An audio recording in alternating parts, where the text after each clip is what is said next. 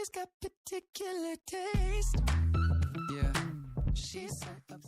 guys, welcome back to my channel. So as some of you have requested, today I'm going to be giving you tips and tricks on how to pass the UPCAT.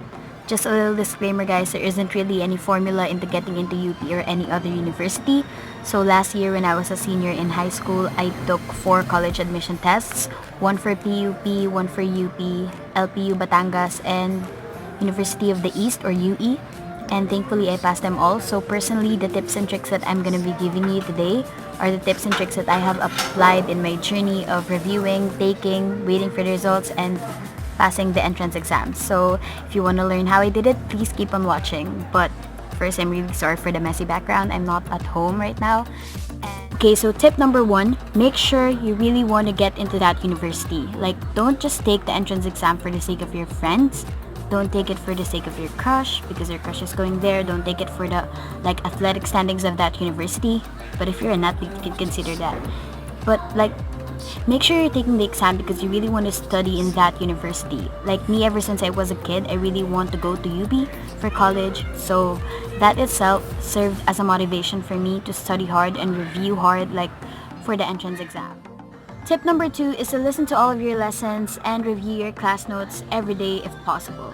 College entrance tests are basically just like a condensed summative test of everything that you've learned throughout high school. So if you listen to all of your lessons, it's all gonna pay off on the day of the entrance exam.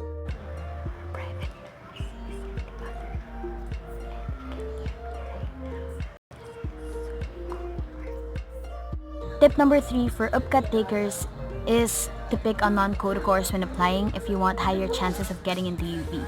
There are a lot of quota courses, so if you really want to get into UP, you can pick a non-quota course when applying.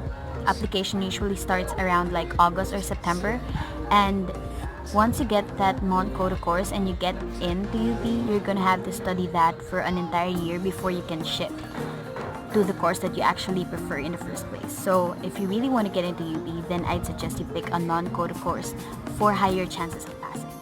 Tip number 4 is to go to a review center if you can, but review centers can be really pricey, so if your parents can afford it, don't force them. There are a lot of organizations out there that give out free academic reviews. I've only attended an academic review, which is free for a good 5 days, courtesy of UP Mindoreños, and it's really great and it really helped me a lot because they assess you, they give you practice tests, so you'll know on which areas you have to improve, and they also give you tips and tricks. Tip number 5 is to always quiz yourself. Do practice tests, just look it up on the internet, UPCAT reviewers, PUPCET reviewers, it's all gonna come out there.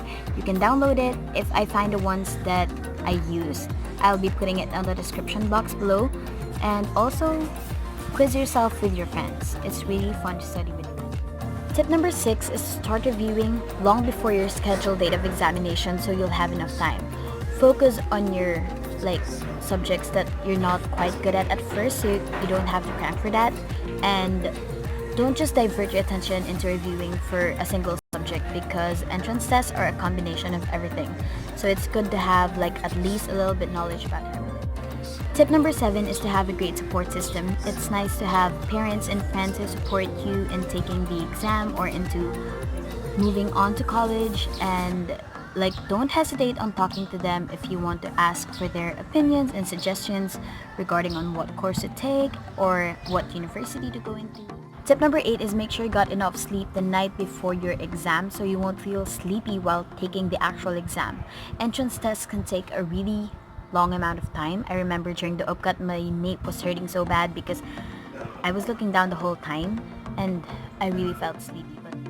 Tip number 9 is don't review on the day of the exam or even the night before the exam because chances are you're gonna get mental blocked. And even if you think it works for you, don't take the risk. Tip number 10 is don't ever ask other people how they reviewed for the exam. While queuing, don't.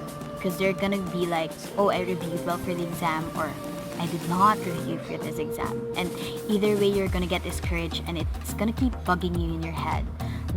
Oh, she's gonna pass the exam now. Tip number 11 is on the day of the exam, facilitators usually give out some ground rules and guidelines that you have to follow. Don't ever disobey them.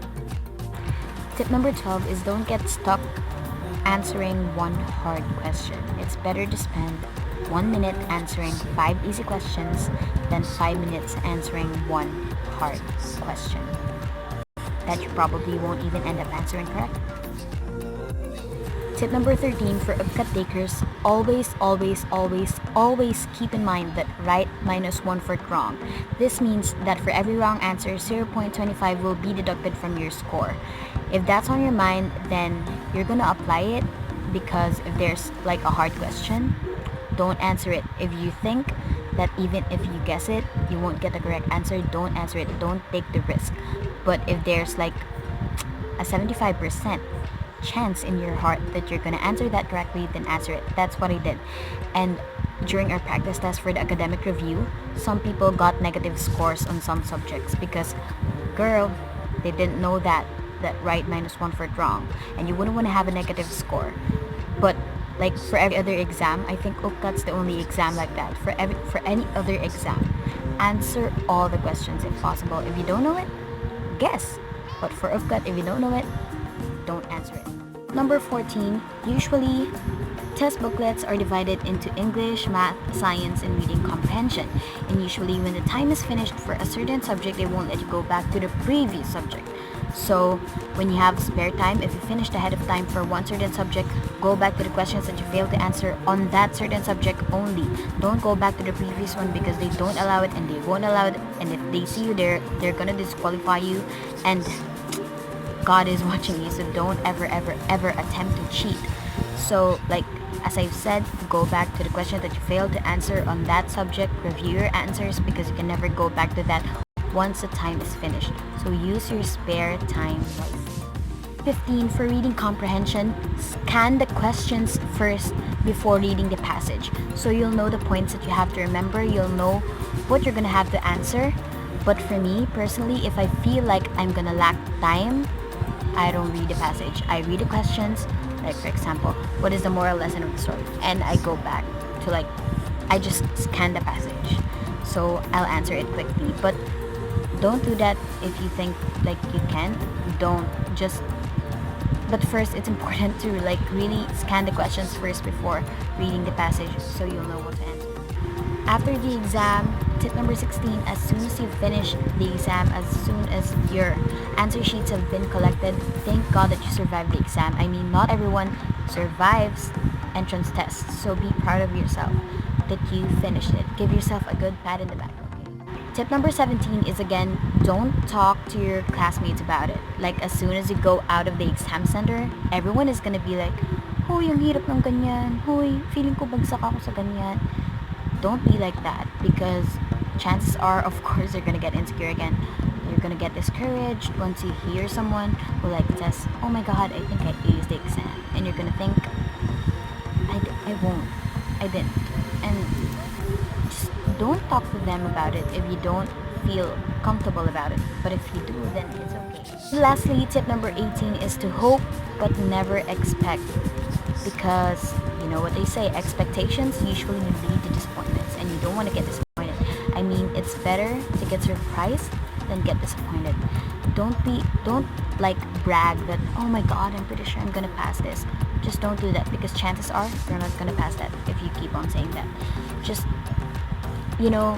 don't feel so bad about yourself. Don't punish yourself if ever you don't pass the exam. Please always know, and believe me when I say that God is gonna direct you to the school where things you're gonna blossom, and you're just gonna bloom there, and He's gonna put you into a school that He has planned for you. Everything is already laid out in front of you. So don't punish yourself if you don't get what you want, if you don't get into the university that you want. Something better is always coming, and there's always a silver lining to everything. And those are the tips and tricks that I have for you guys. I hope I have helped you in some way. Please know that all of those are just based on my experience. If you like this video, please give it a thumbs up. Also comment down below what videos you want me to do next, and click the subscribe button and the bell button so you get notified whenever I post another video. Again, thank you so much for watching, and I'll see you in my next one. Bye!